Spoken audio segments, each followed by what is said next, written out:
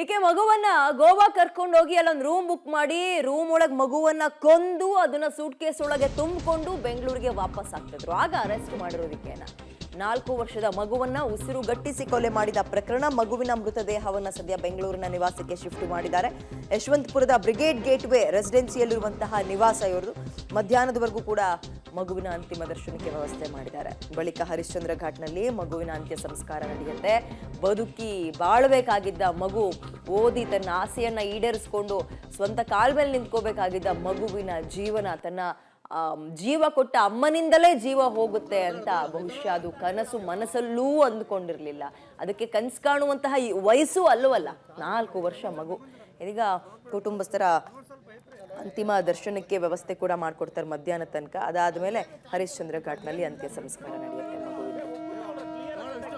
ತಾಯಿನೇ ಮಗುವನ್ನು ಹತ್ಯೆ ಮಾಡಿ ಭೀಕರವಾಗಿ ಒಂದು ಕೊಲೆ ಮಾಡಿರುವಂಥ ಘಟನೆ ಗೋವಾದಲ್ಲಿ ನಡೆದಿರುವಂಥದ್ದು. ಗೋವಾದಿಂದ ಹಿರಿಯೂರು ಅಂದರೆ ಚಿತ್ರದುರ್ಗ ಮೂಲಕ ಹಿರಿಯೂರಿಗೆ ಬರಬೇಕಾದ್ರೆ ಗೋವಾ ಪೊಲೀಸರು ಮಾಹಿತಿ ಮೇಲೆ ಹಿರಿಯೂರು ಪೊಲೀಸರು ತಾಯಿಯನ್ನು ವಶಕ್ಕೆ ಪಡೆದಾಗ ಮಗುವನ್ನು ಕೊಲೆ ಮಾಡಿರೋದು ಬೆಳಕಿಗೆ ಬಂದಿದೆ. ಹಾಗಾಗಿ ಅಲ್ಲಿಂದ ಏನು ಹಿರಿಯೂರಿನ ಸರ್ಕಾರಿ ಆಸ್ಪತ್ರೆಯಲ್ಲಿ ಮರಣೋತ್ತರ ಪರೀಕ್ಷೆ ನಂತರ ಈಗ ಬೆಂಗಳೂರಿಗೆ ಏನು ಮೃತದೇಹವನ್ನು ತರಲಾಗಿದೆ. ನಾನು ಬೆಂಗಳೂರಿನ ಸುಬ್ರಹ್ಮಣ್ಯಪುರ ಪೊಲೀಸ್ ಠಾಣೆ ವ್ಯಾಪ್ತಿಯ ಬ್ರಿಗೇಡ್ ಗೇಟ್ನ ರೆಸಿಡೆನ್ಸಿಯಲ್ಲಿ ಇರುವಂಥದ್ದು. ಈಗಾಗಲೇ ಅಪಾರ್ಟ್ಮೆಂಟ್ಗೆ ಮಗುವನ್ನು ಅವರ ತಂದೆ ಮತ್ತು ಅವರ ಸಂಬಂಧಿಕರು ಈಗಾಗಲೇ ಅಪಾರ್ಟ್ಮೆಂಟ್ಗೆ ಮಗುವನ್ನು ಮೃತದೇಹವನ್ನು ತರಲಾಗಿರುವಂಥದ್ದು. ಮಗುವನ್ನು ತಂದು ಈಗಾಗಲೇ ಅಂದರೆ ಇಲ್ಲಿ ಬೆಳಗ್ಗೆ ತನಕ ಇಟ್ಟು ನಂತರ ಒಂದು ಏನು ಅಂತಿಮ ಸಂಸ್ಕಾರವನ್ನು ಇಲ್ಲೇ ರಾಜಾಜಿನಗರದ ಹರಿಶ್ಚಂದ್ರ ಘಾಟಲ್ಲಿ ಮಾಡ್ತಾರೆ ಅನ್ನೋದು ಕುಟುಂಬಸ್ಥರ ಒಂದು ಮೂಲ ಮಾಹಿತಿ ಆಗಿರುವಂಥದ್ದು. ಜೊತೆಗೆ ಏನಂತಂದರೆ ಏನು ತಾಯಿ ಮತ್ತು ತಂದೆಯ ನಡುವೆ ಕೌಟುಂಬಿಕ ಕಲಹ ಹಿನ್ನೆಲೆಯಲ್ಲಿ ಈ ಒಂದು ಕೊಲೆ ಮಾಡಿದ್ದಾರೆ ಅಂತೇಳಿ ಮೇಲ್ನೋಟಕ್ಕೆ ಹೇಳ್ತಿರೋಂಥದ್ದು. ಅಂದರೆ ಈಗಾಗಲೇ ಗೋವಾ ಪೊಲೀಸರು ಸಹ ಆಕೆಯನ್ನು ವಶಕ್ಕೆ ಪಡೆದು ಆಕೆಯ ಮೊಬೈಲ್ ಮತ್ತು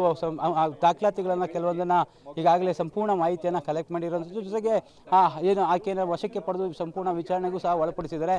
ಆಗಲೂ ಸಹ ಒಂದೇ ಗೊತ್ತಾಗಿರೋಂಥದ್ದು, ಗಂಡ ಹೆಂಡತಿಯ ನಡುವೆ ಕೌಟುಂಬಿಕ ಕಲಹ ಹಿನ್ನೆಲೆ ಈ ಒಂದು ಕೊಲೆ ಆಗಿದೆ ಅಂತೇಳಿ. ಯಾಕಂದರೆ ಒಂದು ಸಂಪೂರ್ಣವಾಗಿ ಆಕೆ ಏನು ಪೊಲೀಸರಿಗಿರ್ಬೋದು ಅಥವಾ ಒಂದು ದಾರಿ ತಪ್ಪಿಸುವಂಥ ಕೆಲಸ ಮಾಡ್ತಾರೆ. ಆದರೆ ಅಲ್ಲಿ ಉಳ್ಕೊಂಡಂತಹ ಲಾಡ್ಜ್ನಲ್ಲಿ ರಕ್ತದ ಕಲೆಗಳನ್ನು ನೋಡಿ ಅನುಮಾನ ಬಂದು ನಂತರ ಗೋವಾ ಪೊಲೀಸರಿಗೆ ಮಾಹಿತಿಯನ್ನು ನೀಡ್ತಾರೆ. ಮಾಹಿತಿಯನ್ನು ನೀಡಿದ ತಕ್ಷಣ ಗೋವಾ ಪೊಲೀಸರು ಸಹ ಒಂದು ಕಾರ್ಯಪ್ರವೃತ್ತರಾಗಿ ತನಿಖೆಯನ್ನು ಮುಂದುವರಿಸ್ತಾರೆ. ಆ ಅಪಾರ್ಟ್ಮೆಂಟ್ಗೆ ಹೋದಾಗ ಅಲ್ಲಿ ಕೆಲವೊಂದು ಕುರುಹುಗಳನ್ನು ನೋಡಿ ನಂತರ ಆಕೆಯನ್ನು ಫಾಲೋ ಮಾಡೋದಕ್ಕೆ ಒಂದು ಕಾರ್ ಚಾಲಕ ಇರ್ತಾರೆ. ಕಾರ್ ಚಾಲಕರ ಮುಖಾಂತರ ಹಿರಿಯೂರು ಪೊಲೀಸರ ಸಮ್ಮುಖಕ್ಕೆ ಅಂದರೆ ಪೊಲೀಸ್ ಠಾಣೆಗೆ ಕರ್ಕೊಂಡು ಹೋಗು ಅಂತೇಳಿ ಅಲ್ಲಿನ ಗೋವಾ ಪೊಲೀಸರು ಹೇಳಿದ್ರಿಂದ ಆ ಕಾರ್ ಚಾಲಕ ಏನು ಪೊಲೀಸ್ ಠಾಣೆಗೆ ಗಾಡಿಯನ್ನು ತೆಗೆದುಕೊಂಡು ಹೋಗಿರ್ತಾನೆ.